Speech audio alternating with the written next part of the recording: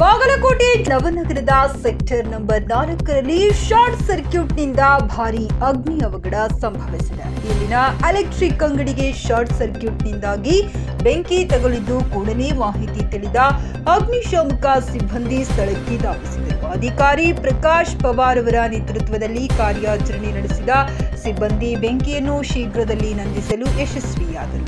ಅದೃಷ್ಟವಶಾತ್ ಯಾವುದೇ ಪ್ರಾಣಹಾನಿ ಸಂಭವಿಸಿಲ್ಲ. ಆದರೆ ಅಂಗಡಿಯ ಎಲೆಕ್ಟ್ರಿಕ್ ವಸ್ತುಗಳು ಸಂಪೂರ್ಣ ಬೆಂಕಿಗೆ ಆಹುತಿಯಾಗಿ ಲಕ್ಷಾಂತರ ರೂಪಾಯಿ ಹಾನಿ ಸಂಭವಿಸಿದೆ. ಅಗ್ನಿಕಾಂಡಕ್ಕೆ ಗುರಿಯಾದ ಅಂಗಡಿ ಆನಂದ ಹಡಗಲಿಯವರಿಗೆ ಸೇರಿದ್ದು ಎಂದು ತಿಳಿದು ಬಂದಿದೆ. ಈ ಘಟನೆ ನವನಗರ ಪೊಲೀಸ್ ಠಾಣಾ ವ್ಯಾಪ್ತಿಯಲ್ಲಿ ನಡೆದಿದೆ.